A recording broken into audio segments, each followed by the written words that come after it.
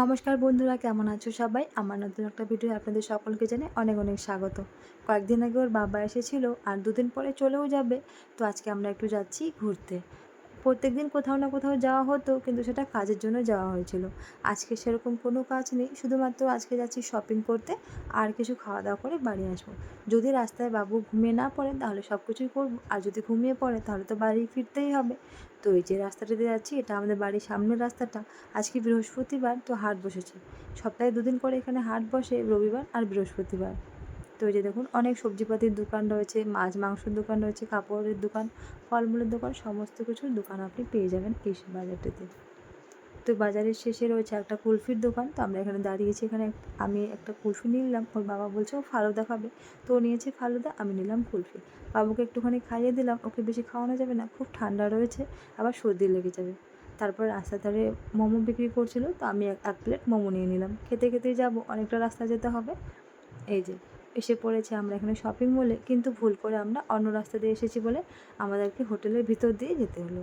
তো হোটেলের ভিতর দিয়ে তারপরে ওখানে কোথায় দরজা রয়েছে আমি বুঝতে পারছি না।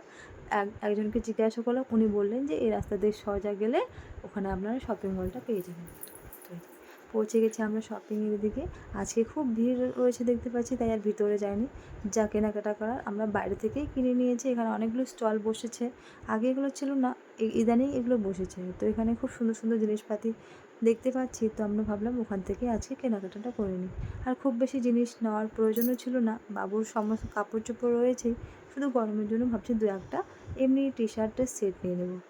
তো ওই যে এখানে আমাদের শপিং করা হয়ে গেছে। তারপরে খাবারের দোকান খুঁজছিলাম, কিন্তু এখানে সমস্ত খাবারের দোকান ছিল, শুধুমাত্র মোমো, চাউমিন, পিৎজা, বার্গার এগুলো ছিল। এগুলো তো আর বাবুকে খাওয়ানো যাবে না, তাই ভাবছি এখান থেকে তাড়াতাড়ি বের হয়ে বাবুকে একটা আইসক্রিম কিনে দিতে হবে।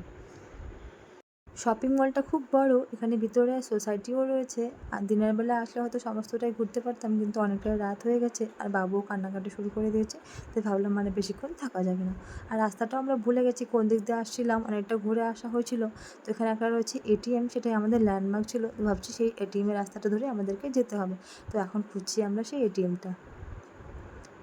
এই যে পেয়ে গেছি আমরা এটিএম, এর পাশ দিয়ে রাস্তাটা রয়েছে, সেখান দিয়ে আমাদেরকে যেতে হবে। তো বেরিয়ে পড়লাম আমরা সেখান থেকে। বাবুর জন্য একটা আইসক্রিম কিনে নিয়েছি, আর আমাদের জন্য রয়েছে এগরোল। এগরোলগুলো আমি প্যাক করে নিয়ে চলে এসেছি। বাবু রাস্তায় কান্নাকাটি শুরু করে দিয়েছে বলে তাতেই বাড়ি চলে আসলাম। এসে আবার রাতে রান্না শুরু করে দিয়েছি এখানে। তো আপনাদের কেমন লাগলো ভিডিওটি অবশ্যই জানাবেন। ভালো লাগলে একটি লাইক করে দেবেন, আর আমার ভিডিও ভালো লাগলে আমার চ্যানেলটি সাবস্ক্রাইব করে পাশে থাকবেন। সবাইকে শুভরাত্রি, বাই বাই।